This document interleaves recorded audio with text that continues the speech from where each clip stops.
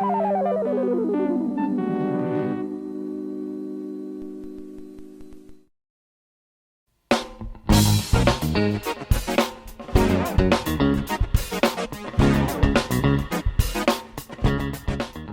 boys and girls. This is your old friend RJ City, and this is the Hollywood Squared Circle, where we talk about wrestling episodes of non-wrestling shows. And today we are talking about Matlock Season 2, Episode 4, entitled The Annihilator. For those of you who don't know, Matlock was an American legal crime drama series that ran from 1986 to 1992 on NBC, then until 1995 on ABC, spanning 9 seasons and 193 episodes. It starred my boy Andy Griffith as a cantankerous yet brilliant Southern defense attorney named Ben Matlock, along with Keen Holiday as Tyler Hudson, Carrie Lizer as Cassie Phillips, and Nancy Stafford as his partner Michelle Thomas. This wrestling episode stars football legend, actor, and Wrestlemania 2 Battle Royal special guest referee Dick Butkus as Vic, the Annihilator. It also starred Jack Wildman Armstrong as Sailor Jack, who you may also remember from the wrestling episode of Tales from the Dark Side. Richard Bacallion as Bobby Devine, Lee Paul as Gentleman George, the commentator is LA Laker broadcasting legend Chick Hearn, and the referee is Count Billy Varga, who you may also remember from the wrestling episode of The Munsters. Also uncredited is Tor Kamada, which really just breaks my heart. Anyway, here's what happens. Open on a dingy, smoky wrestling show at the Olympic Auditorium. They are using a boxing ring that is just way too big to be a wrestling ring. The Annihilator is under a mask and he's wrestling Sailor Jack for the Global Association Championship title. Catchy. And judging by his hairy gut, that's actually Dick Butkus in there. He whips off Sailor Jack and gives him an elbow and a body slam. Cassie and Michelle are in the audience, and Cassie explains to Michelle that the Annihilator's real name is Vic Garrett, and he used to wrestle as a good guy under the name Go-Go Garrett. The Annihilator misses a flying knee drop. Then Sailor puts on a flying hammerlock, which is a legit move that nobody uses anymore. The Annihilator fights out. Some guy in the audience complains that that's a foul. Then Sailor just pounds the shit out of him, slams him, and wins. Then the announcer interviews Sailor Jack and mentions that he might jump ship to the Federal Association. And then the Annihilator comes by and then they argue some more. Back in the locker room, apparently Sailor really hurt Vic's arm out there. Vic is talking to his trainer and he's all like, who am I kidding? I'm getting too old for this. And then he says him and Sailor used to be good friends and maybe they should talk out their differences. Because when wrestlers do that, it always ends well. Vic goes to Sailor's apartment. He's stopped by the security guard. He throws the security guard out of the way and just gets into the elevator. But the security guard calls the police. Sailor's door is unlocked, so Vic just walks in and he's like, Sailor?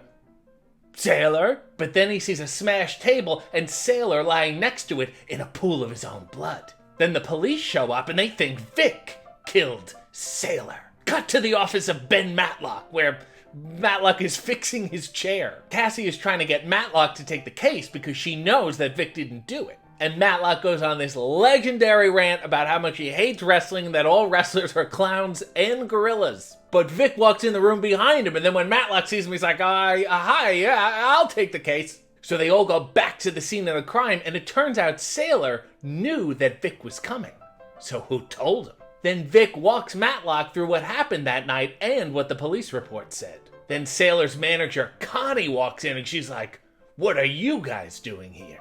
So Matlock interrogates her and it turns out she was also at the apartment the night that Sailor was killed. But then she said she went for dinner with friends, so it couldn't have been her. Matlock goes back to the office and Cassie has paparazzi pictures of who went in and out of the apartment that night because wrestling is that popular. They see pictures of Connie and Vic, and they do know 2 mysterious Japanese men, but they don't recognize anyone else. Matlock sends Tyler to the arena where the wrestlers are training. Tyler is snooping around and sees those same 2 mysterious Japanese men go into the promoter's office. But then the wrestlers see Tyler and chase him all the way around the arena. They capture Tyler, and the promoter's like, who the hell is this guy? And then the wrestlers throw him into the ring. So Tyler and the promoter start talking, and the promoter says that he thinks Connie killed Sailor because Sailor was gonna dump her as a manager. And Tyler's like, what if you killed him because he was gonna leave the company? And then the promoter gives this impassioned speech about how Sailor was such a hero that he could never replace him. Then all the wrestlers throw Tyler out of the building.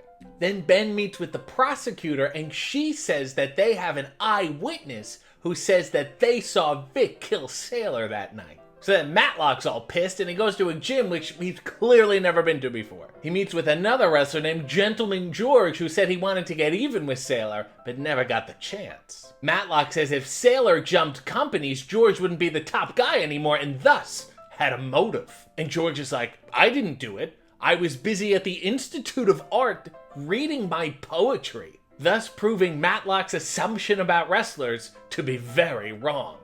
Honestly, this whole scene is a complete fucking waste of time. Then Michelle meets with eyewitness Donna in a back alley. Donna takes Michelle up a fire escape and then onto a roof where you could see right into Sailor's apartment. Donna says that she definitely saw Vic and Sailor's manager in there. Turns out she's a crazed fan who stalks and watches Sailor from the roof. Cut to the trial. The doctor is on the stand and he says Sailor died from being hit in the head with a wine bottle.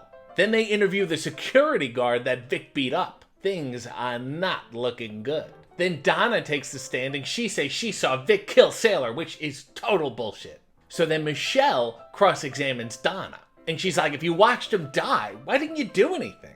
And then Michelle said, Donna, your shoes are very loud and they would have made a lot of noise going up and down the fire escape. So if you really were there that night, someone must have heard you, but no one did. So you're making the whole thing up. And then Donna confesses she completely made up her eyewitness statement just so someone could go to jail for the murder of Sailor Jack. Back in Matlock's office, the mysterious Japanese men are there. It turns out the promoter did send them to Sailor to keep him from jumping companies. And to show how dangerous they are, one of them chops a desk in half.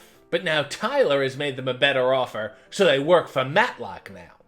Well, that was easy. But they didn't kill Sailor either, so Matlock really doesn't know what the fuck to do with them. But what ho! Matlock has an idea. Back to Sailor's apartment, where Matlock is sitting in the sauna.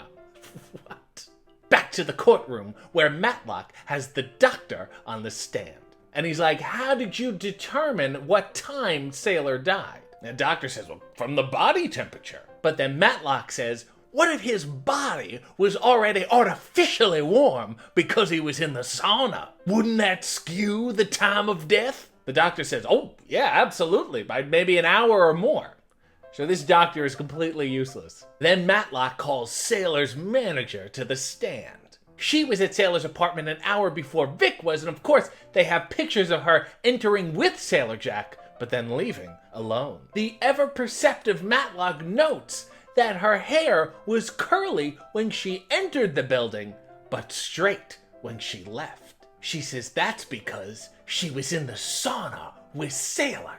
Then Matlock says, I think you knew Vic was coming, so you hit Sailor over the head with the wine bottle, and then made it look like a big brawl took place so you could frame Vic. Then Matlock produces another picture from the wrestling show of her wearing a dress. Then Matlock produces said dress from the dry cleaners who said they had difficulty removing the red wine stains. Then the judge dismisses the case, Vic is off the hook, and Matlock wins again. Cut to another wrestling show, and the whole Matlock team is there.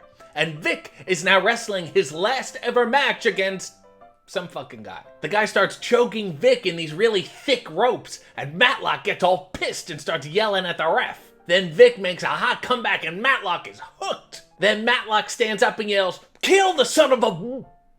And that's the show. Well, that was the wrestling episode of Matlock. This has been the Hollywood Squared Circle, and I've completely wasted your time.